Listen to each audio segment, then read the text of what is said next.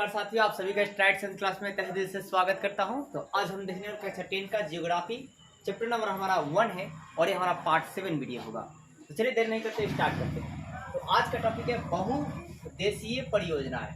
दोस्तों इसका मतलब है क्या कि वैसी परियोजनाएं जिसमें आपका है क्या कि बांध और नहरों का निर्माण किया गया, विकास किया गया, तो उसे बहुउद्देशीय परियोजनाएं कहा जाता है। अब है क्या, बांध के विकास और नहर के विकास से क्या होता है कि खेतों में पानी हम लोग आसानी से बांध के सहारे पहुंचा सकते हैं और उसकी तरफ सिंचाई जो है की जा सकती है। इससे क्या होगा कि मतलब किसानों को लाभ होगा और पूंजीपति वर्गों को भी ज्यादातर लाभ होगा। लेकिन आपको हुआ कि जैसे कि हीराकुंड बांध, हीराकुंड क्या दोस्तों, बांध से जुड़े और भी कॉम्पिटिटिव एग्जाम में पूछे जाने वाले सवाल ये हैं, इन्हें भी आप याद कर सकते हैं। आप इनका स्क्रीनशॉट जरूर लीजिए। चलिए अब हम अपने मुद्दा पर आते हैं। तो आपको बताया कि बहुउद्देशीय परियोजनाएं किसे कहेंगे। मैंने बताया कि जिस परियोजना के तहत बांध, नहर इत्यादि का निर्माण किया जाता है उसे बहुउद्देशीय परियोजनाएं कहा जाता है। इस परियोजना के तहत है क्या कि बांधों के निर्माण कराने से यह मतलब उद्देश्य रखा जाता है कि ज्यादा से ज्यादा बांधों के सहारे पानी को हम लोग को ग्रामीण क्षेत्रों में पहुंचाना है और वहां पर खेती की सुविधा को आसानी करनी है। लेकिन ऐसा नहीं होता है। अब है क्या दोस्तों, नर्मदा बचाओ आंदोलन। अब ये नर्मदा बचाओ जो आंदोलन है इसीलिए चलाया जाता है। होता क्या है दोस्तों कि नर्मदा बचाओ आंदोलन जो है क्यों चलाया जाता है, पहले ये जानिए। तो हुआ क्या कि जब आपके बांध बड़े बड़े बनाए गए और इस बांधों से क्या हुआ, पानी का जब खतरा बन गया, जब कोई इलाका एकदम, जब बांधें टूटती थी तो कोई इलाका एकदम डूब सा जाता था, जलमग्न हो जाता था। तो ऐसे में अनेकों प्रकार के जल प्रदूषण होते थे और जल प्रदूषण से सबसे ज्यादा बीमारी होती है। इसी चीज को ध्यान में रखते हुए इसको कम करने के लिए आपको है क्या, आंदोलन चलाया गया, नर्मदा बचाओ आंदोलन।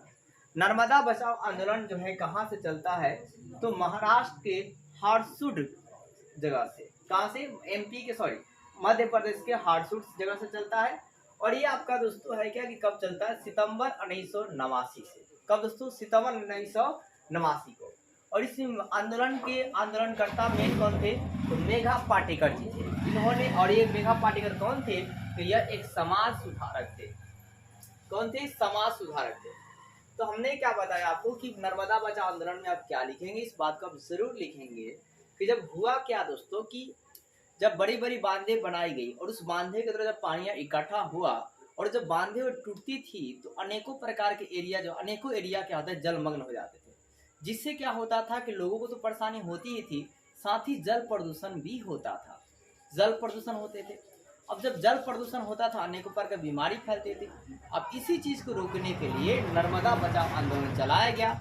इस आंदोलन को सितंबर 1989 में एमपी के हारसूदगढ़ से चलाया गया। इस आंदोलन के आंदोलनकर्ता मेघा पाटेकर जी थे। यह एक समाज सुधारक भी है और भारत के कई सुधार भी किए भी है। अब देखिए है क्या दोस्तों कि बांध बनाने में क्या है कि एमपी, गुजरात और महाराष्ट्र में 300 बड़े बांध बनाए गए और आपका 135 मध्यम बांध बनाए गए थे और 300 छोटे बांध बनाए गए। इस बांधों के कारण दोस्तों हुआ क्या कि आपका मतलब अनेकों एरिया जो है जलमग्न हो गया जब ये बांधें टूटती थी तो, और इसी वजह से क्या प्रदूषण होता था। इसी को रोकने के लिए नर्मदा बचाओ आंदोलन जो है चलाएगा। उम्मीद करता हूँ नर्मदा बचाओ आंदोलन जो है दोस्तों आप समझ गए।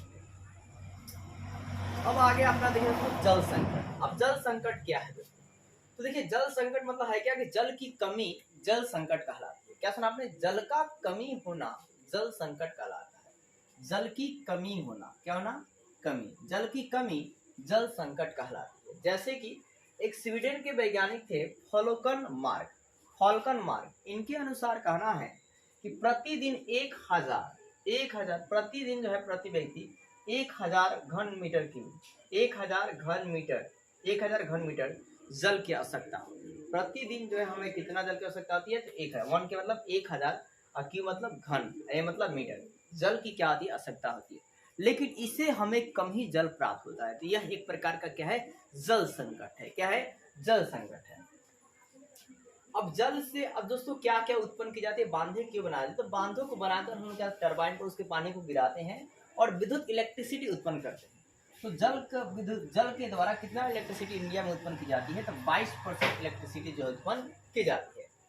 इसके अलावा आप दोस्तों ये भी याद रखेंगे कि जो मैक्सिमम जो आपके कानपुर की जो मैक्सिमम चमड़े की 180 कंपनियां हैं, वो पर डे जो है 58 लाख लीटर मल जल जो है गंगा में त्याग करते हैं। इससे क्या होता है, कानपुर की गंगा की नदियां क्या है, बहुत ज्यादा प्रदूषित हुई है। साथ ही साथ जो आपके राजस्थान की और महाराष्ट्र की जो नदियां हैं, उन नदियों में फ्लोराइड की मात्रा बहुत ज्यादा बढ़ गया है। आपसे पूछा जाएगा कि किस नदियों में फ्लोराइड की मात्रा या संकेंद्रण ज्यादातर बढ़ा है, तो आपका दोस्तों महाराष्ट्र और राजस्थान के नदियों में बहुत ज्यादा बढ़ा है।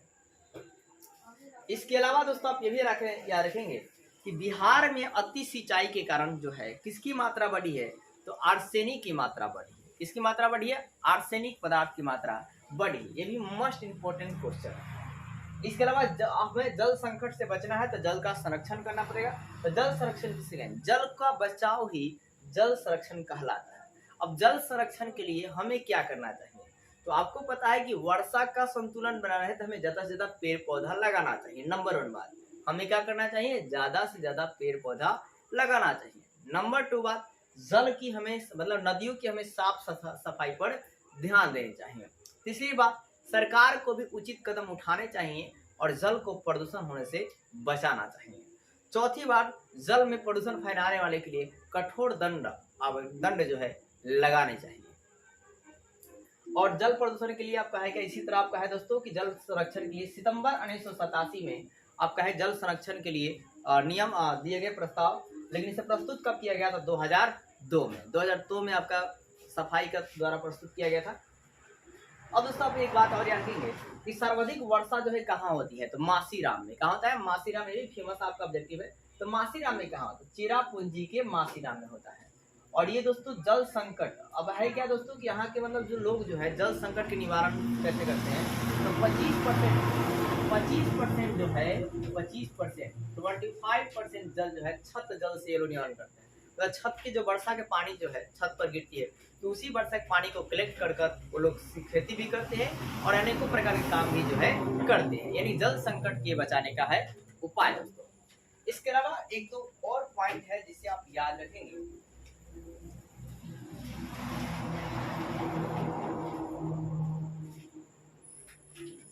है क्या दोस्तों, अब एक टॉपिक है आपका सोन परियोजना। तो सोन परियोजना जो है इसका स्टार्ट कब हुआ था, सोन परियोजना आप इसे लिखेंगे दोस्तों, नोट कर सुनिएगा ध्यान से। सोन परियोजना जो है दोस्तों,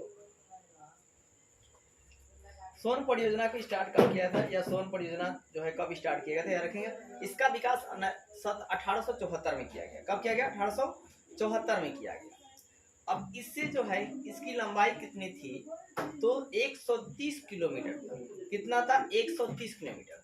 यह दोस्तों कहाँ कहा जाता था, तो पूरब की ओर नहर से, पूरब की नहर से पटना गया औरंगाबाद जिला में जाता था और लगभग 3 लाख हेक्टेयर भूमि को यह सृजित करता था। कितना सृजित करता था, 3 लाख हेक्टेयर भूमि को सृजित करता था।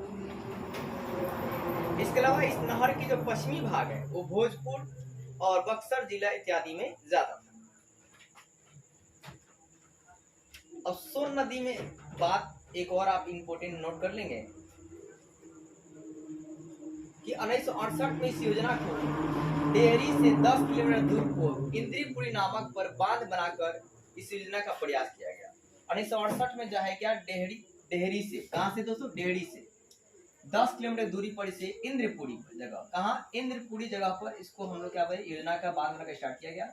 और इस बांधों के सहायता से दोस्तों है क्या कि नहरों से जल की पूर्ति की गई।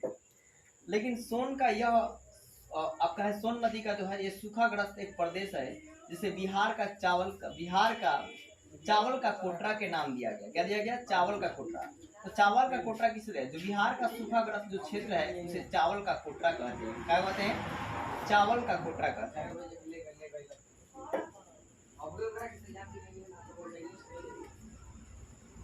इसके अलावा दोस्तों कुछ ऑब्जेक्टिव है आप याद रखेंगे। पृथ्वी के क्षेत्र को जल को उपस्थिति कारण क्या सा ग्रह कहते हैं, तो नीला ग्रह कहते हैं। भाई जब बहुत ज्यादा जल रहेगा तो नीला दिखाई देगा, तो नीला ग्रह कहलाएगा।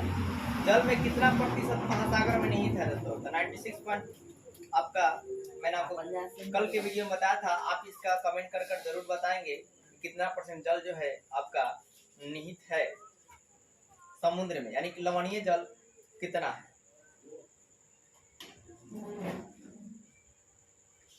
तो लवणीय जल कमेंट कर जरूर बताएं दोस्तों। मैंने आपको बताया था, अगर आपको नहीं पता 90 महासागर में कितने 96.5, तो 96.5 नहीं, इसमें 9.6 है, तो हम क्या मानेंगे 96.6 मानेंगे, यानी कि आंसर नंबर डी। अब है क्या, देश में भारत देश के बांधों को किसने भारत का मंदिर कहा था? पंडित जवाहरलाल नेहरू कहे थे। प्राणियों के शरीर में कितना प्रतिशत जल होता है? तो 65%, ये भी कल बताया था। बिहार में अति जल दोहन से किसकी मात्रा बढ़ी है? सेकंड तारसेनी का। लेकिन राजस्थान और महाराष्ट्र में जो है दोस्तों, यहाँ पर किसका बढ़ा है? तो आप याद रखेंगे दोस्तों, किसका? फ्लोराइड का। तो इसी के साथ हमारा वीडियो समाप्त होता है। हम लोग देखेंगे नेक्स्ट वीडियो में नेक्स्ट टॉपिक को। तो आज के लिए इतना है दोस्तों।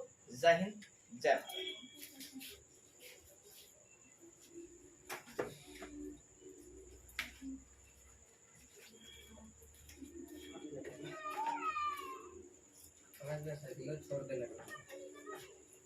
कहाँ